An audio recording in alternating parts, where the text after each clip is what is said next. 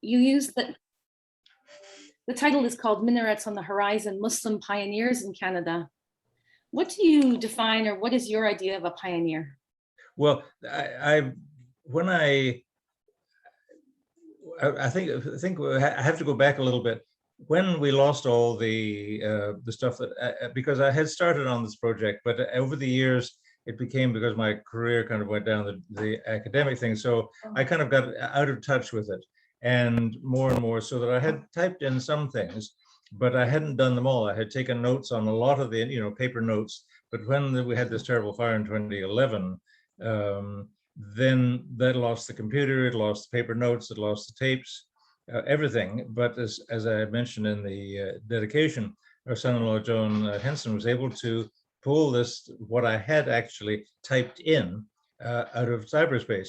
And so looking at these kind of scattered interviews with people, in many cases, 35 years after the initial 1979-80 interviews, I thought, well, we've got something like a history here. It's different than the original kind of social economic study of the Muslims circa 1980. It's a looking back. And so then I picked up these, what I had, and then I expanded it by further interviews, and eventually did this side to side. But what came out of this was the timing. And I realized that in the 1960s, and especially in 1967, with the introduction of the points system in the Canadian immigration laws, they liberalized. So before that, any people were thoroughly kind of screened out in many ways. And for example, there were 150 Indians, 1,000 Pakistanis, and 15 Sinhalese, I think, 50 rather, who were allowed in a year. I mean, imagine,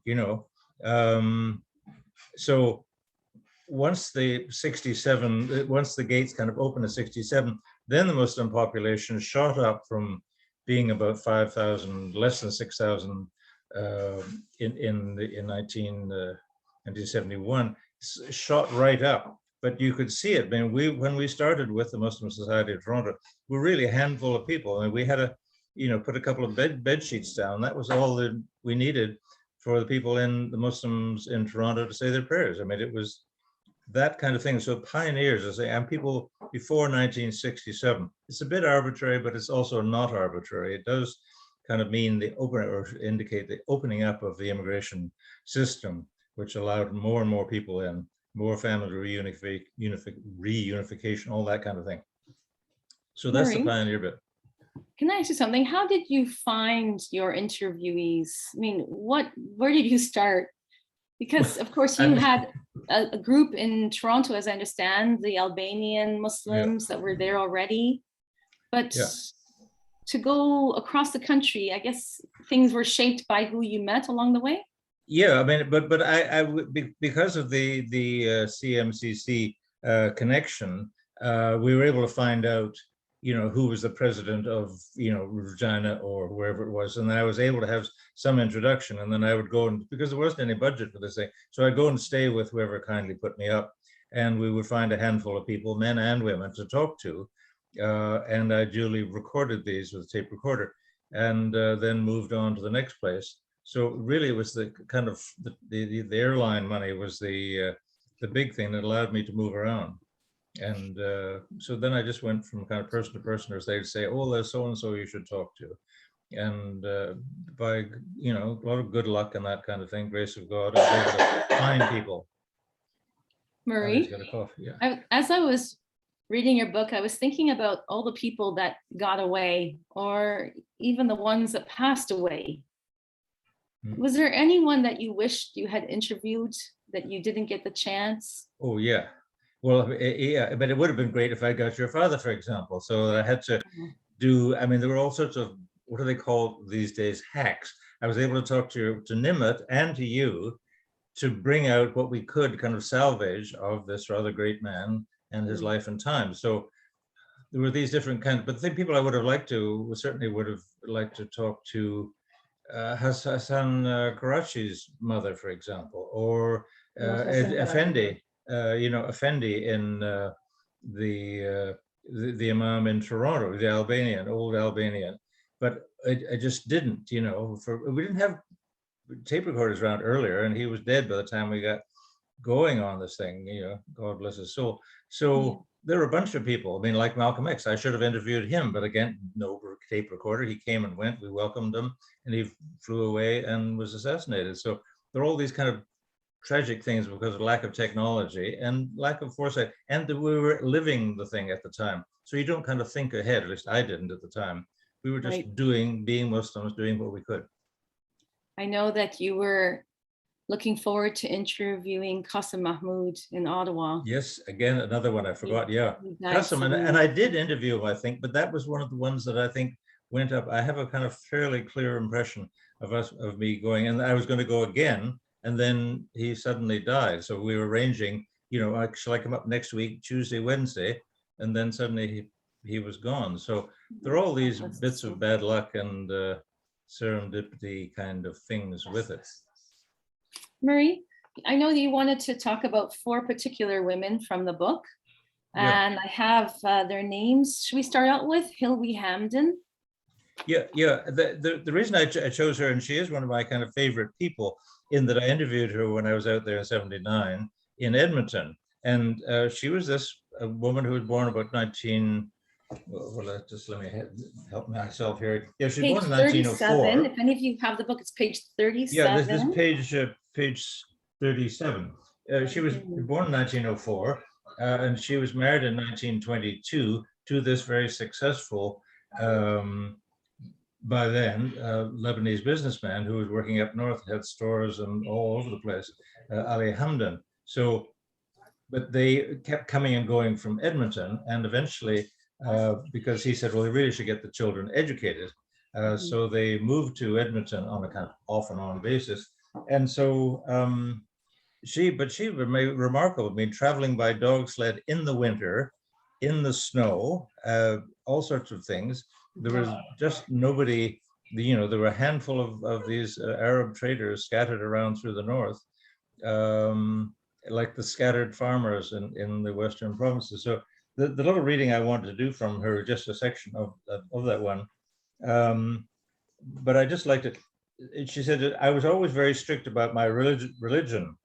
There was a Catholic mission in Fort Chippewa, where she was, way up north. And one of the priests said it was a shame that I should go to the fire of hell because I wasn't Catholic. And but he still liked me very much. But he said it was too late for my husband, so poor Ali. I asked him if the key to heaven was in the Catholic's hands, and he said to me it was. I told him I was very sorry, but I was brought up in a very strong religious family, and I thought heaven was open to everyone who was good, no matter what religion they are. I could never accept any religion except Islam. The other priest at the mission told me, never mind, he liked me as I was. He said I was a beautiful person and I should go to heaven in spite of everything.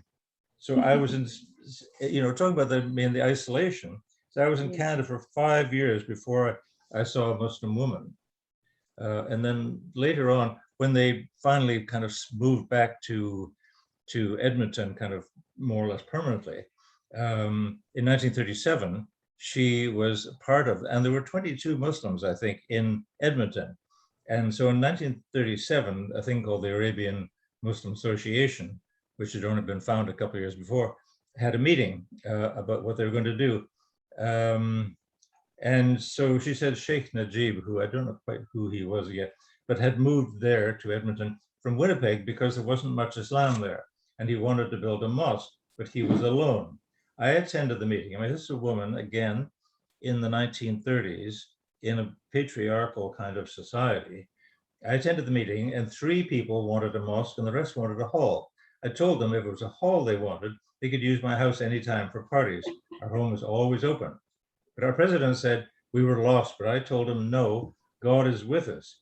I spoke up and told them that I was the youngest there, and I was so hungry to hear the words of Allah that I told them, we have got to know our religion ourselves, to believe in it, to know it, and we have to teach our children. The motion to build a mosque was carried and passed the second time. The president was not convinced that the mosque would be built, but I told him that if God wanted us to build the mosque, he would give us a helping hand. So I saw the mayor, a man, John Fry, about purchasing a lot for the mosque. There were 2 lots. one was in a poor district, and the other was $1,110. And all we had in our organization was $50. I convinced the mayor to give us a lot for free. I mean, it's all these kinds of things. Just remarkable woman who was able to get these things done. And then she went on being a pillar of the Edmonton Society, of the Muslim Society. I love where you Remarkable. go, Murray. You go on here on page 41. You say her grandson, I think, was interviewed. Lewis said, Hilwe's greatest interest remained the El Rashid Mosque and Islam to her last breath. Yeah, good. Yeah, remarkable woman. And he said nothing she did could have been done without her husband Ali. He loved and supported her and let her be herself. Yeah, and So the connection with CCMW, which obviously didn't exist back then, was that in the 1990s then, under Lila Falmen and the Muslims then, they were able to salvage the old mosque, this kind of Ukrainian domed thing, and save it from demolition and move it out to this historic park in Edmonton. And then, of course, they have a new one. But so the CCMW was very active in saving that mosque, even though Hilwe was no longer with us. Yeah, and I see Izar and Ashraf Jaffer are on the line. Their mother, Razia, God bless her soul, was part of that team that saved the mosque and moved it to Fort Edmonton Park. I'd love to get people to send me after their emails or something. I'd love to talk to more people, even though I'm not doing more on this, but I'd love to be in touch with some of these people because it was difficult, finding contacts. Yes. And now fast forward to 2018, there's a school, a kindergarten to grade 9 school opened in Edmonton in the Hudson neighborhood, and they named it the Hilwe Hampden School. Yeah. I mean, it's remarkable. They've got a lot of recognition out there. Yeah. And a lot of it, I think, is due to a man by the name of Richard Awad. He was the son of Ahmed Awad, who was also called the Turk, etc., way back. I mean, these early Lebanese, early 20th century Lebanese, remarkable. So, I mean, like the father of Lila Falmen, etc. Right, exactly. So that's the wonderful Hilwe Hampden, God bless her soul. Next up, Lila Falmen, also from Edmonton. Yeah. Page 54 to 56. That's right. And of course, CCMW, we all, admire and are grateful to Lila's work, her efforts, her foresight in creating the Canadian Council of Muslim Women with the, leadership of CMCC at the time. Lila, what do you want to say about Lila? Do you want to pull up an excerpt from the book? Yeah. Or? Well, I again, to put her in context, Lila, as I say, was the daughter of this Lebanese Saeed Ghanem, who came over from Lebanon, but probably before the beginning of the 20th century. In North Dakota somewhere, one of these states, he met a woman, Chelsea, and she decided to go away with him. She became a Muslim and they moved to Canada.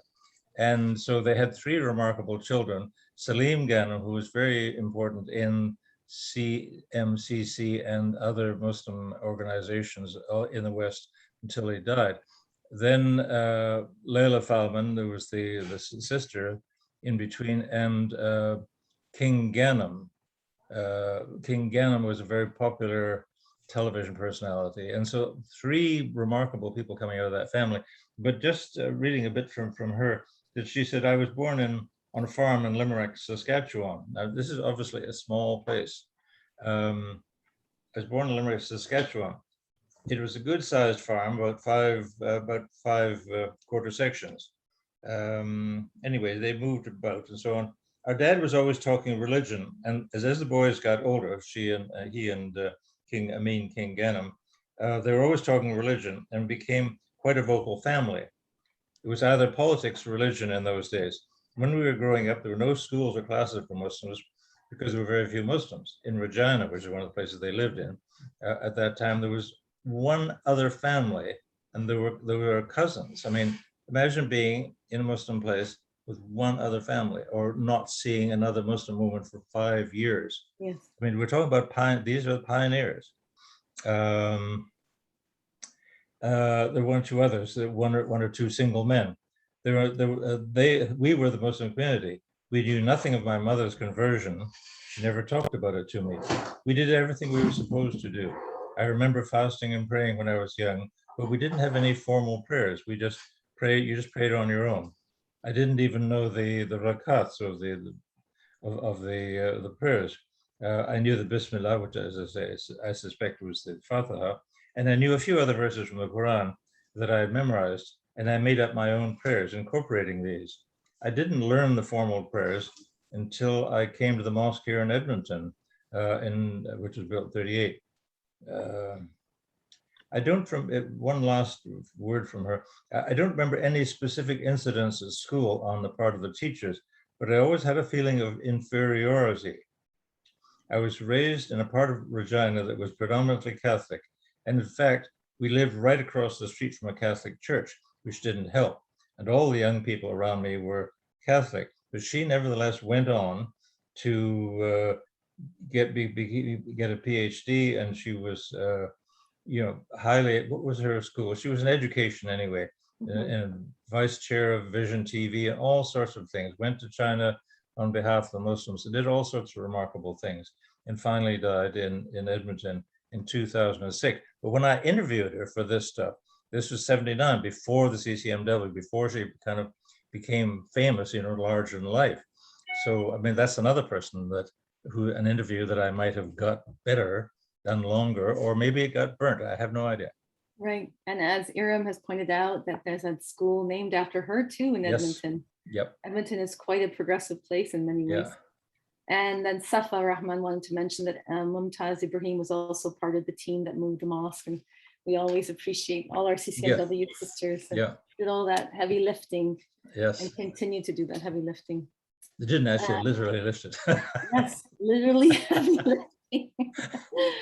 The next one, I remember growing up, Murray, and hearing the stories about the Albanians in Toronto, because my father came in 49 as a refugee and then settled in Toronto after going to University of Toronto. And he was part of your group there also, and benefited from all the work that the Albanians had done to form a community. They were some business shop owners and such, and they were quite generous with their time and their savings. So we'll go on to Fatima Karim, page 174, 175. She's an Albanian Muslim woman. I mean, the reason I chose her is that, as I mentioned, she was probably the first of a Muslim woman I've met. I mean, there was there was nobody. When I arrived at the CBC, I managed to find one person due to a television credit. He, in turn, introduced me to the 2 or 3 people he knew. Ali Tayeb, who was a professor, Rabbani Malik and his wife, and Fatima Karim, who was Albanian. And there was just nobody there. I mean, we were this little handful of people. And so I just thought it'd be worth reading her little thing here, a little piece rather. She was born in 24 in Montreal, so Canadian born. And I interviewed her in 79. I didn't get much religious teaching from my parents because they came from the old country, Albania, in 1915, where they didn't get it themselves. I really got into religion when I got married. I was 20 years old and married a Muslim man from Albania, and that is really where I got my knowledge of Islam.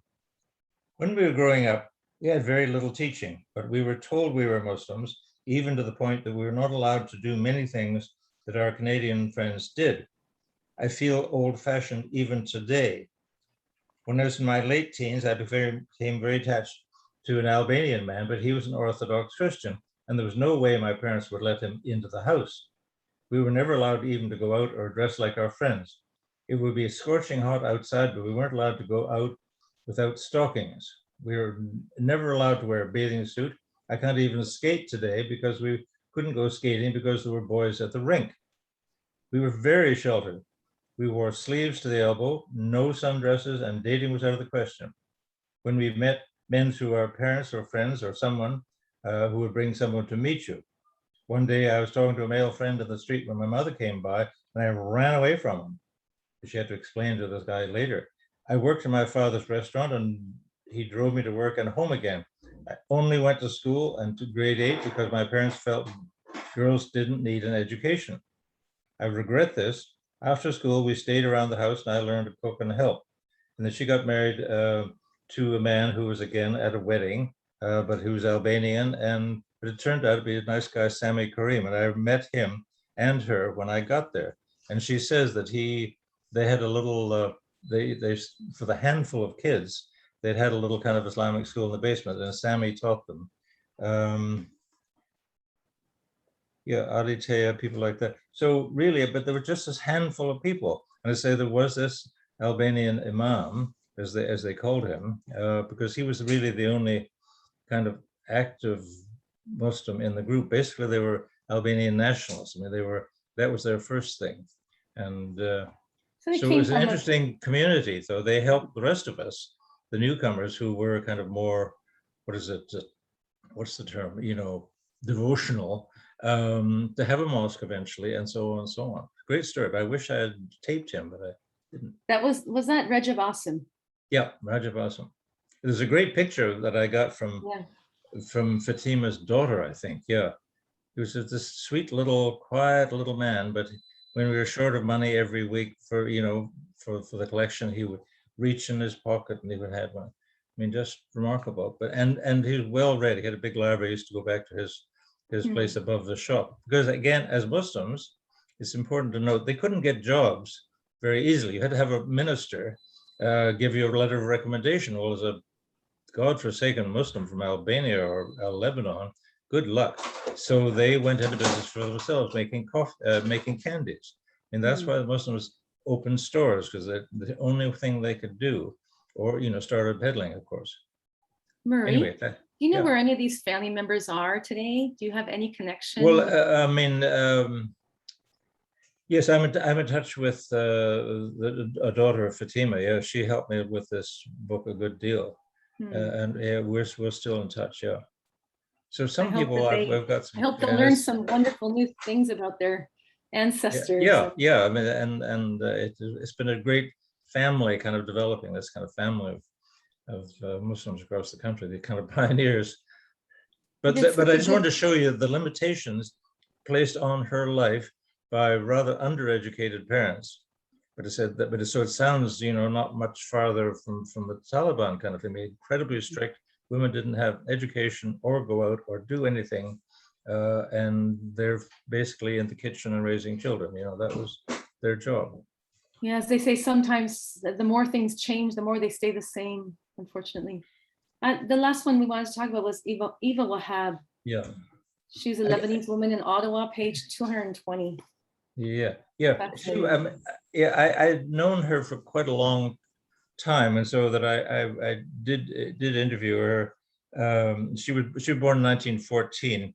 Her parents again had come from Lebanon. Yeah, that's her when she was, I guess, working for the federal government, probably during the war. I think she was in munitions and supply, etc. But a nice little woman who never married. There's just something. Yeah, my father became a peddler. And he bought items in a store and went into the country and sold them to the farmers. He carried things such as yard goods, thread, needles, and hosiery in pack sacks on his back. Sometimes they would walk for miles before they could reach a farmhouse. When they got there, they found they needed nothing. Sometimes they asked if they could stay, meaning the peddlers, they could stay. And some would say yes, and some would say no. Sometimes in return, they would give the farmers something they would ask for. He never complained of the hardships they had. At times they were refused accommodation. They would spend the night in the snow. And there's so many stories like that of Muslim peddlers in these early years, all women from the Newfoundland to the West Coast and the North and so on. Very hard life. It was sometime before my father opened a dry goods store, because that's the progression. You peddle things and you make enough money, then you can get a horse and cart, carry your stuff around, and you can probably sleep in the cart, and you can go a little farther and a little better. I'd like the one on the cover, this Muhammad Asif on the cover. And that they would, work away at it, and then they would get a store, and then they get a bigger store, and then they would get other branches made. They're just so hardworking and so, mercantile. Yeah. Amazing. It was sometime before my father opened a dry goods store. He had saved his money while peddling. I remember he had a dry goods store at Saint Laurent and Saint-Henri in Hull, which is now Gatineau. It was called Assans because, of course, they didn't pronounce the H, so it was Assans. He had a lot of stock, and we often sent parcels home to my sister and grandmother in Lebanon. He got along well with everyone, and the priests and the nuns would come for donations, and Father would give. The Capuchins came for money or goods. Father would always contribute, as we were part of the community. They knew he was a Muslim, and they would talk about religion, but the only thing they knew about the Muslim religion was that Father could have 4 wives. Father would explain that to him, but it was not easy. Religion never came up at school. At that time, we were called Mohammedans, not Muslims. No one said anything offensive because we were all together, French, English, Jewish, we were all the same. There was no difference. Father taught us our prayers and so on. And one last just little bit, but again, her life was very restricted. They weren't allowed to wear things, do things, go anywhere, etc. But one last thing that she said, this is our country, and there isn't a day that goes by that I don't get down on my hands and knees and thank Allah for having been born Canadian. Canada is not just French and English, it's all of us together. Everyone came from somewhere, and this is what makes our country strong and beautiful, and we have a lot to be proud of. I think that's just kind of a nice note. I was going to read that one out if you didn't read it out, Murray. That one touched my heart. Yeah, great Very, minds very think alike, special. etc. Marie, thank you so much for bringing us these little excerpts and these incredible, as you said, pioneers. I mean, we owe so much to them, and so grateful for God giving us them as our leaders in the community. We are so lucky today that we have a few close friends with CCMW who are here, and they're going to talk just for a little while about their recollections and their memories. We have Zia Afsar from Vancouver. We have Talat Moinadine from Toronto, and my mom Nimet Karachi from Niagara, who's just next door in the cottage. Auntie Zia, if you can unmute yourself, I would like you to just share with us something that you remember of starting out, because I had no idea the contributions you and Uncle Muhammad made to Hamilton, Swift Current, Vancouver. Am I missing any other city? Did you live anywhere else and start a mosque, build a mosque, grow a community? You were active in Regina too. Oh, Regina? Regina too. I had no idea. I mean, Aram and Amna are so blessed to have these amazing parents. I just need you to unmute yourself so we can hear you talk.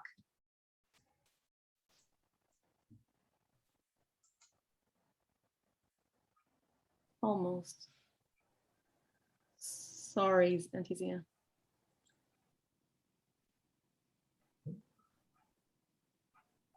Maybe one of our team can unmute Zia Afsar.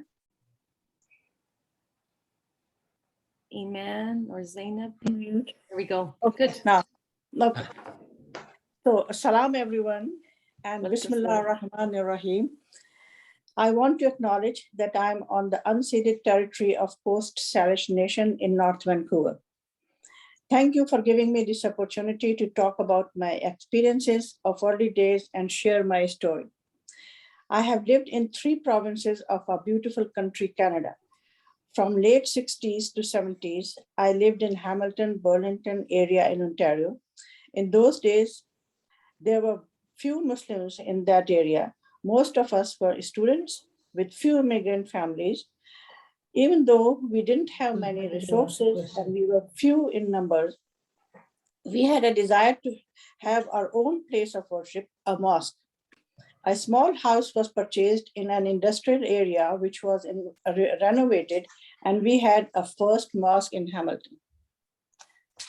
In late 60s and in late 70s, with my family, I moved to Swift Current, Saskatchewan. And by the way, Swift, that is the place of birth of Brother Salim Ghanem, Dr. Lila Falmen's brother. Okay, so we moved to Swift Current, and near the turn of the 20th century, few Syrian, Lebanese, Muslim immigrants settled around Swift Current area as farmers. Over the year, this Muslim population grew, and by the time we arrived there, it was a sizable community. We became a part of this loving, caring people. They are like our extended family. They lived quite isolated from other Muslim communities and had little knowledge of Islam.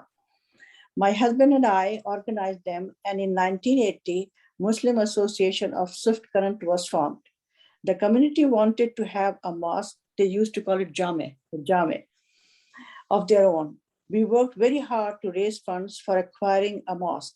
We held bake sales and received donations from other Muslim organizations. In the meanwhile, we approached the local United Church, and they very generously allowed us to use their facilities for weekend Islamic school and Saturday Zuhr prayer. I was instrumental in starting Islamic classes for children and adults. In 1983, we purchased an old church which was not in use and converted it to a proper mosque. The big kitchen became the hub of the community socializing.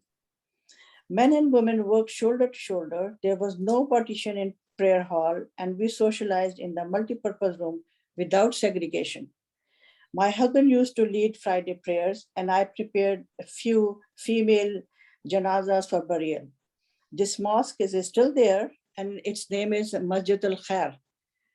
Is still there, and it is the pride of the community who maintain it very well.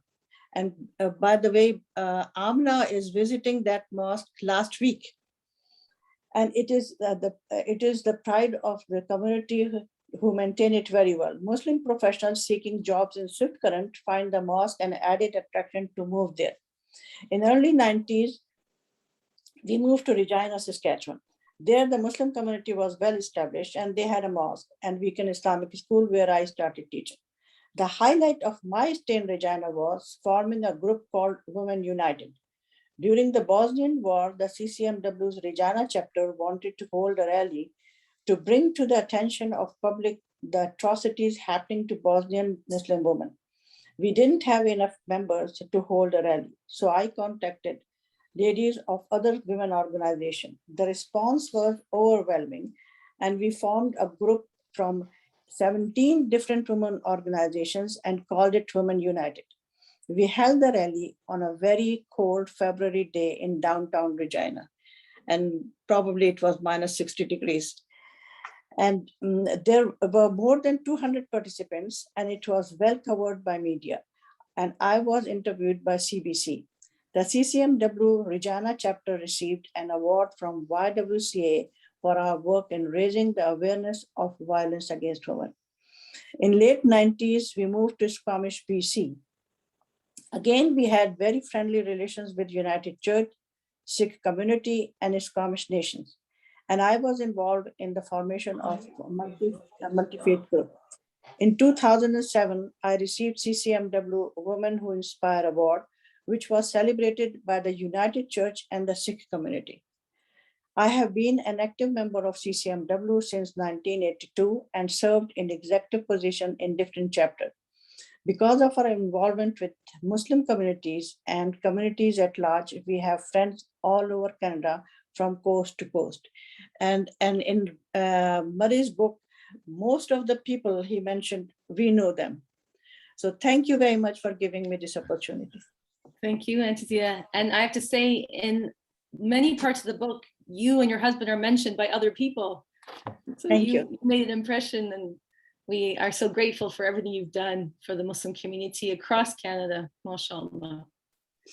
Next up, we have Auntie Talat Moinuddin in Toronto. Auntie, I got you, Auntie Talat. Can you unmute yourself so we can hear you talk, please?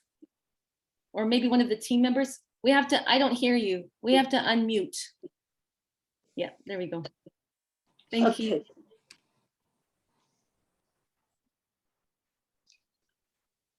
I don't know where to start. Actually, I came to Canada in 1962 to Edmonton, and our work really started there because we were foreign students. So in the community, in the churches, at the university, we talked about Islam. But as all of you know, that CMCC started in 60s, and it was the brainchild of CMCC, that CCMW was established or born in 1982. So Dr. Lila Falmen was at that time the vice president of CMCC.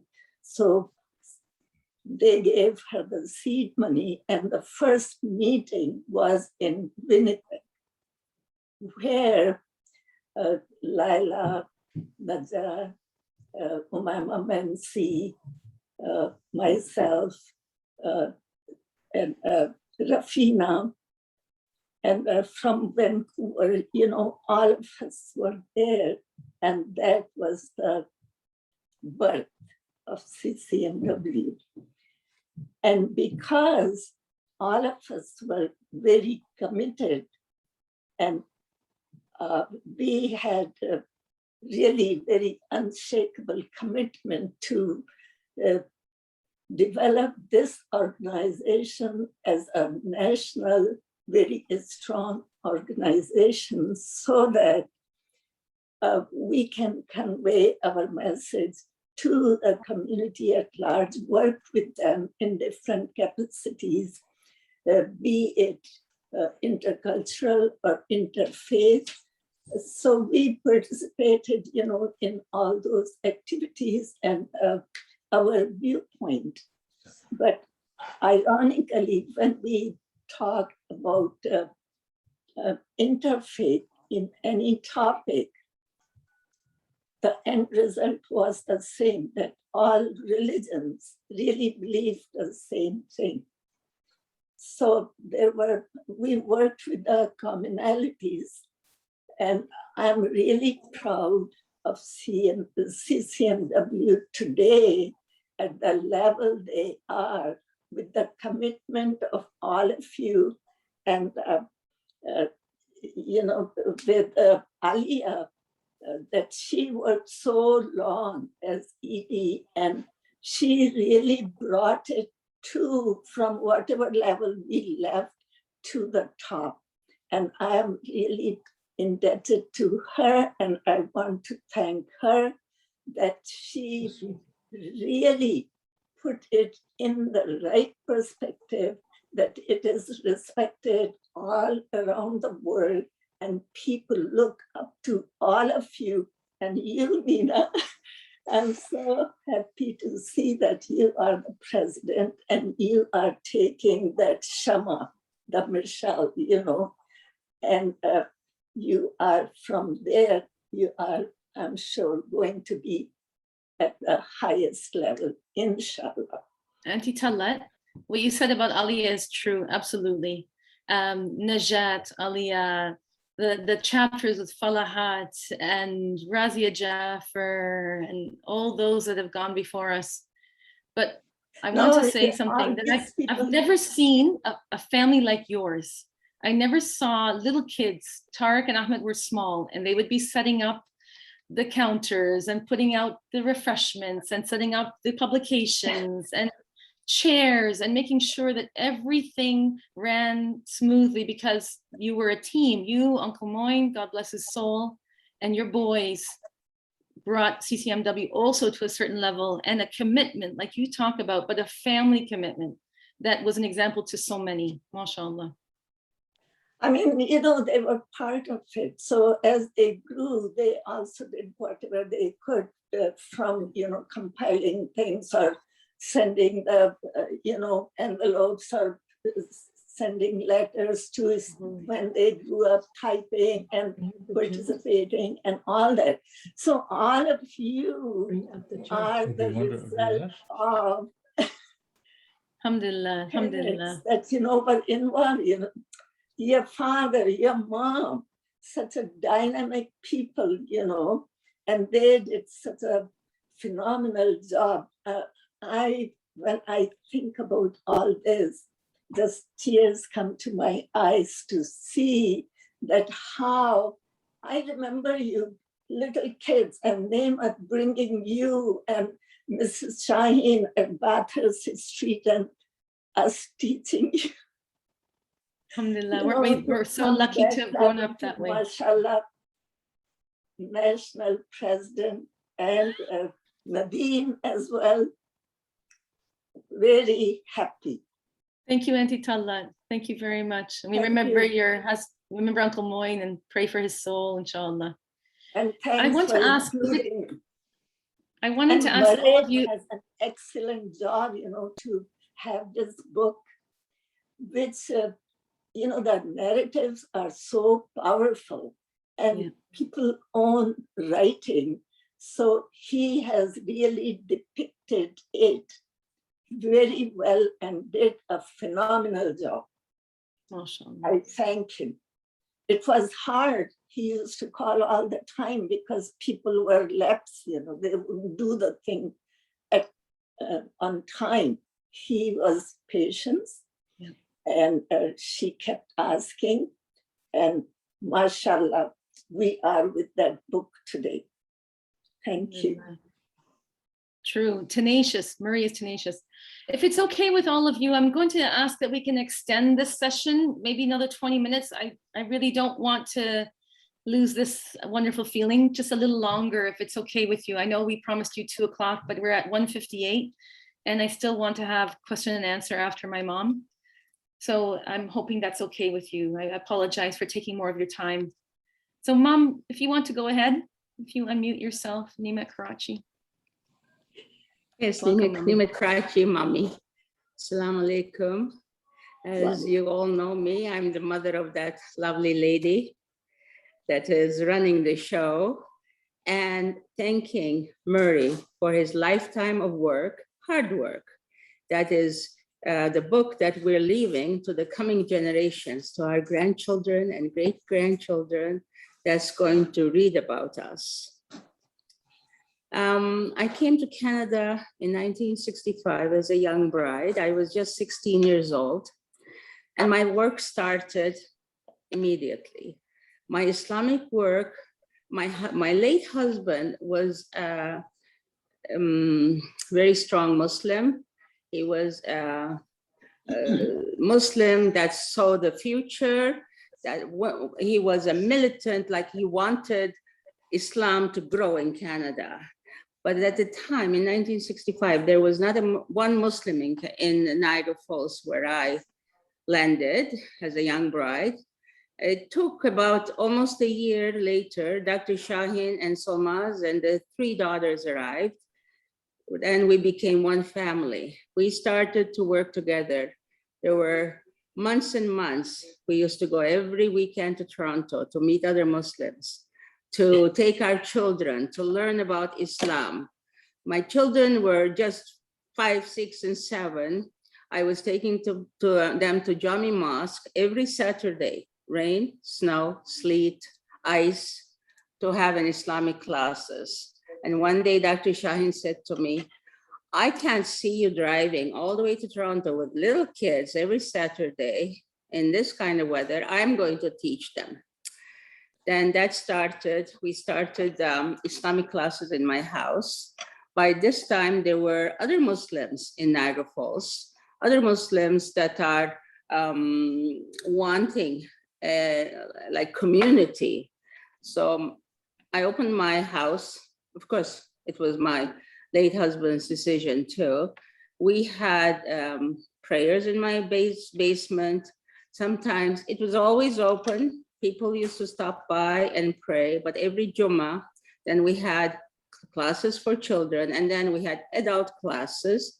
On and on. It was 15 years until we were able to collect enough money and build a piece of property, buy a piece of property on Lions Creek Road, a beautiful piece of property, and started cleaning and building the mosque. That was the history in Niagara Falls. The first mosque was built. And then refugees were coming. I've always been helping refugees. We even had a small house on our property, 3-bedroom house that housed refugees. My late husband used to sponsor all the time people wanting to come to Canada from Turkey, from Bosnia. Bosnia war started. Then we brought Bosnians, sponsored them, put them in our house. So, and then I also had one young Ethiopian young man that we sponsored. He was in a refugee camp in Italy. He had no country. So one day Dr. Shahid was giving khutbah, and after the khutbah, he read this letter from Mohammed Abdurrahman Gatto. And right away, my husband, Mohammed Abdurrahman was looking for a place to, he didn't have a country. He was looking for a family to sponsor him. My husband right away put his hand up and said, we are going to take this young man. So this was the first refugee sponsorship done by IDRF. Through IDRF, we sponsored Mohammed to come to Canada. We put him through school. He finished high school, then he went to university, and now he lives in Toronto with lovely 3 children. Now we're trying to look after Syrians. Of course, Afghani people are coming. It's all our duty. And I am very proud to be part of CCMW also. I have been with CCMW right from the beginning. My children were children of CCMW. As Alia would say, Nina grew up in there. And now she's leading with the help of Alia and Nushat. She's leading CCMW, which makes me very proud. I don't know what to say. It has been a tough life, but it has been a good life, very satisfying life. Now I have 3 kids, 7 grandchildren. I'm busy with them. I'm retired. I worked over 40 years, and I'm happy to be retired from the business. My son runs it. They all take care of me. So I'm very grateful to the Muslim community. I'm very grateful to have beautiful Muslim friends like all of you on this meeting. And we can always depend on each other as long as we live. I hope we continue to do so. And thank you, Mary. Thank you so much for this beautiful book. And before I leave, I just want to say how grateful I am to be a Muslim Canadian and Muslim woman in Canada. Assalamu alaikum. Wa alaikum salam. Thanks, Mom. Now we've extended the time a little bit. I know that there were some questions or beautiful comments in the chat for Murray. If we have any questions in particular for our esteemed author, here, Iram Afsar. Iram, do you want to unmute and ask your question? Can you hear me, Nina? Yes. Assalamu alaikum to everyone. Yeah, This was phenomenal conversation this morning, and wish it could go on longer. Uncle Murray, thank you so much for writing this book. As a child who's kind of lived the experience kind of at the feet of my parents, you gave me another part of the story that I didn't know. And I'm very grateful because really the accomplishments of the pioneers is phenomenal. Like, I don't know how you came to a new country with all those challenges, no supports, but ended up creating great foundation for future generations. So to you and to everyone else, thank you. And thank you for documenting that story, because now I can share it with my children and others. And maybe I don't have a question, it's more of a statement or information I wanted to share with you, that I was at the BC legislature this summer, and I was able to have them order it. So they'll have it in their legislative library. And maybe a suggestion for those across Canada to maybe reach out to the legislatures and see if the libraries will purchase the book, because I think it's really an important part of Canadian history. Yeah, thank you. Good idea. Good idea. Thank you, Aram. Thank you. Excellent suggestion. I know, Murray, that you were asked a question in the chat about someone that used to lead prayers at Jami Mosque. Yes. Can you hear me? Am I on? Yes. Yeah, I don't know that person. Eli Braki? Yeah, I don't recognize the name. I asked that question, Marie. Yeah. Yeah, Imam a big- Abdul He was a I- lawyer. He was a lawyer, Lebanese lawyer. Oh, okay. No, it may have been after I left, because I left in '69, excuse me, to go to London. And we were away for more than a year. And so I don't remember. And then after that, I didn't go so often because of the difficulties there. So he could well have, but I just don't recognize the name. I'm sorry. Somebody else will have to find him. The next generation, I hope. Yeah.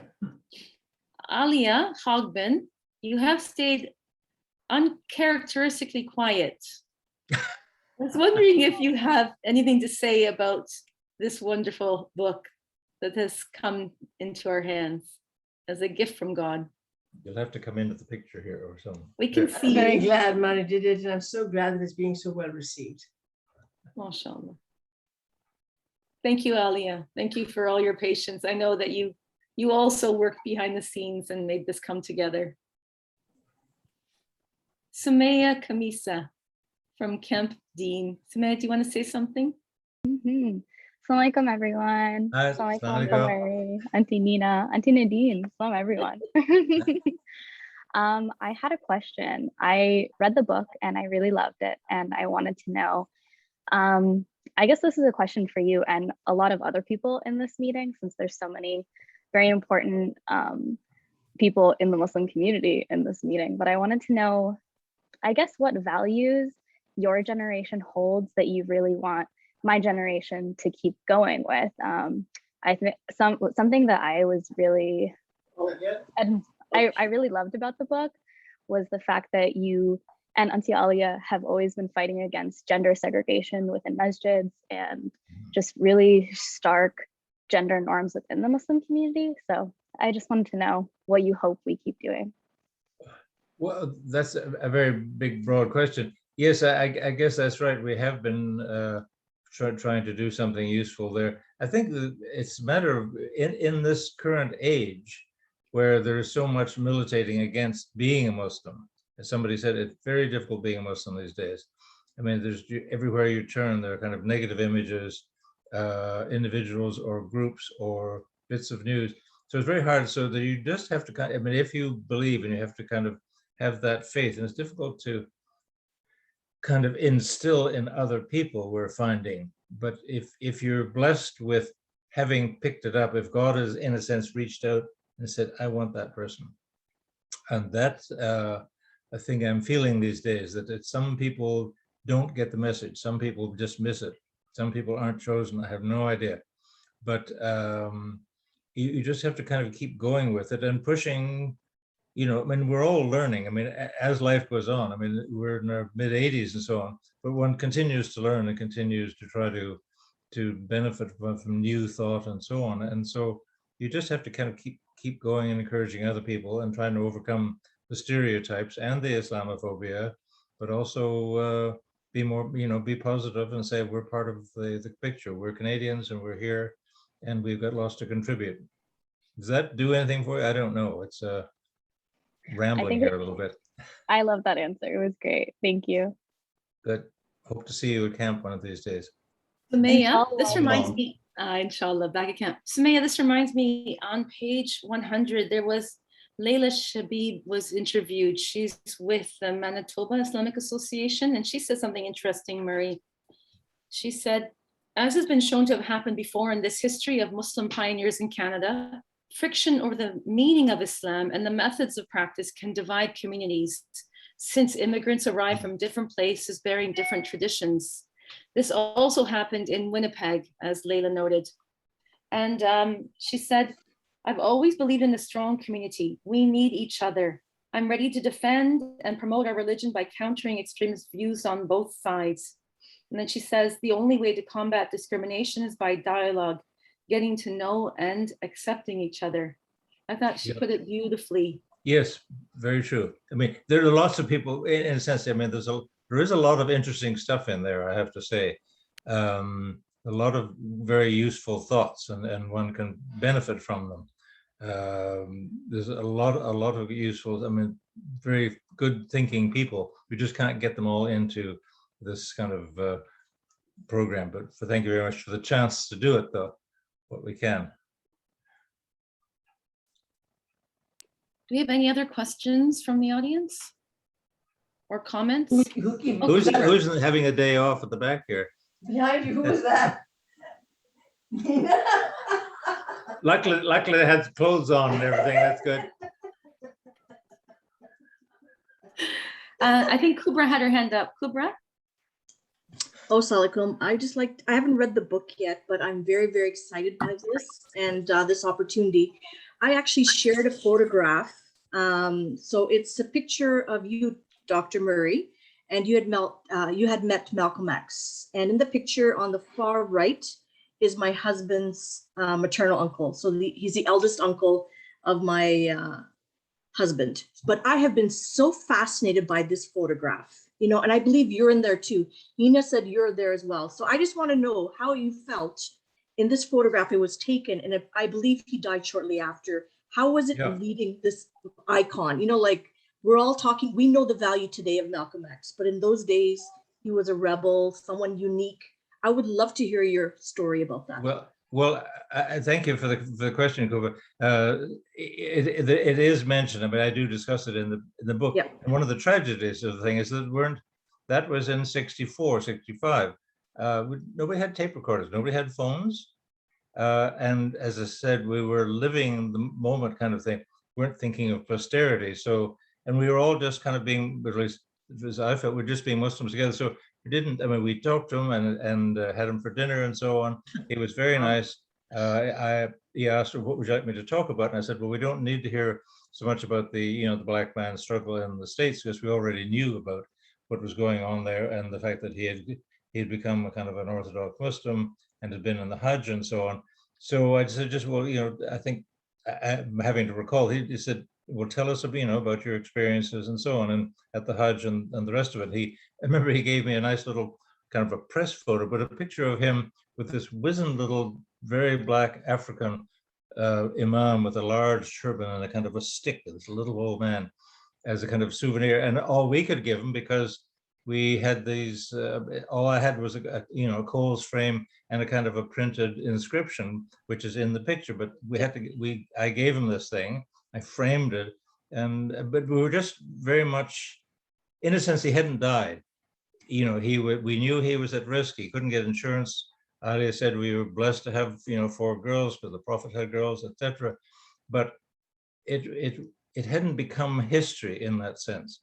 So we were just having a good evening together. We had a nice supper together, and then we rushed out to the center and he did a talk, and then we bundled him into a Volkswagen of my brother-in-law and went to the airport. But then within weeks, he was suddenly dead, and that kind of ballooned the whole thing up. But so I feel very inadequate for not having had a tape recorder or thought of taking notes. But I was doing the thing. I was the secretary, introducing him, making sure he got out to get to the plane at what was then Malton Airport. It wasn't from Pearson International or anything, all that kind of thing. So it was just doing things rather than kind of noting from a distance that this was history happening and we should get it all down. It's unfortunate that way. And as I say, most of the names of the people in the picture, I don't know, but other people can pick up on that. I know Ansari is on the right, but most of the other names I don't know, but somebody can pick up. That's the next generation, your generation, to pick up and run with the ball, okay? I would love to. Inshallah. It's so fascinating. Thank you. Hopefully your kids, Kubra. Anyone else with any questions or comments? Nazra Shah, you want to unmute yourself? I don't hear you. You just have to unmute. Thank you. Nazra. Hello. You're Nina, good. Yes. can I leave? Sure. Thanks, Auntie Talat. Yeah. Thanks for coming. Thank you very much. Assalamu alaikum. Wa alaikum assalam. Nazra, go ahead. Okay. I don't hear you very well. Before Untitled leaves, I just want to tell you that she had the best dinner parties at her home in the early days in Toronto. I especially loved her yakhni pulao.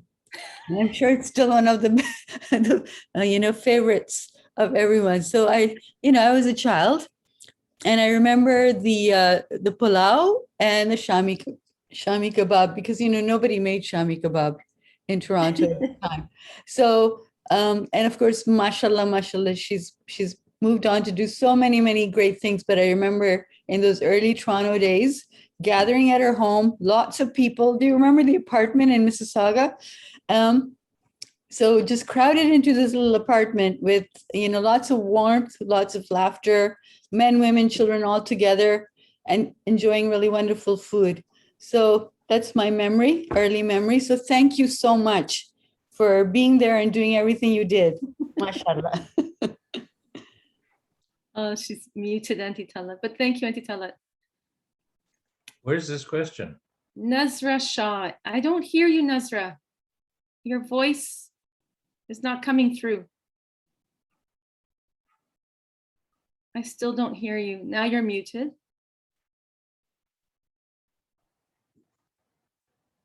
I'm not sure what. Can someone unmute Nazra, please? She is unmuted now. Nazra, do you want to talk? Good. No. Can't hear her. No, I can't hear you, love. Oh, I'm sorry. Nazra, I don't know if you want to type it into the chat box because your voice is not coming through. This is the problem sometimes with technology. Any other questions? Any other questions, anyone? Comments?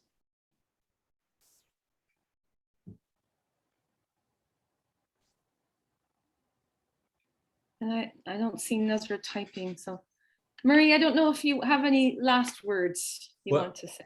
One thing we talked about before, but it is important to remember that in those very small handful of people with English names who arrived, the very first Muslims in the early, in the mid 19th century, I only learned the other day about a couple called Hunt, which I didn't even know about. But Daoud Hamdani, who we, the late Daoud Hamdani, to whom we owe a lot for all these statistics that he worked on, he mentioned it in a speech back in 2008, which I didn't have a copy of, so I'd never heard of them. But the other thing is that one should also remember that one of the first Muslims in the country was an ex-slave who had run away and eventually got up to Chatham, Ontario, by the name of Muhammad Bakwaka.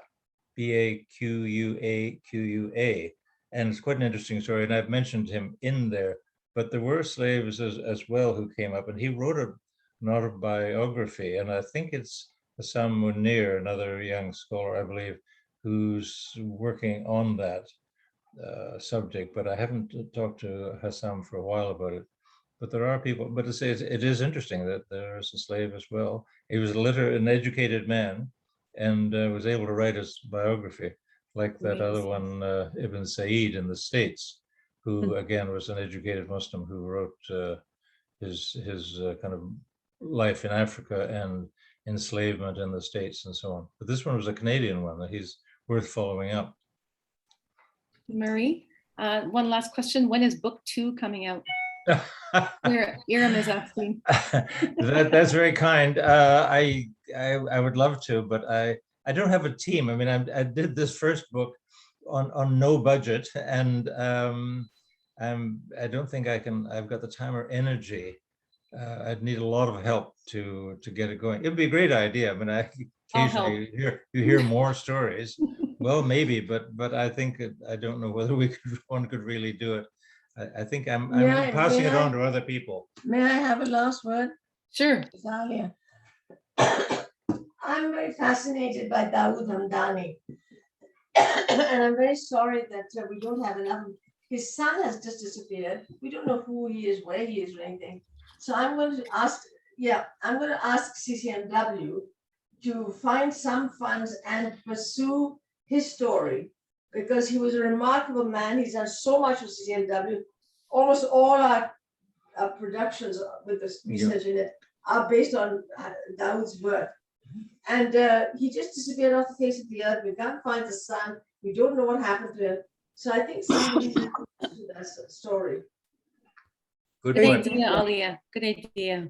He was an unsung hero for decades in our Muslim community. May God bless his soul, all the effort and time he put into a field that he really didn't, that wasn't his focus in the beginning, was it? He was not into statistics like that. But Yeah. I've tried to do my little bit of singing about him. So there is that final chapter on his, Yes. what we got. Thank goodness you added that.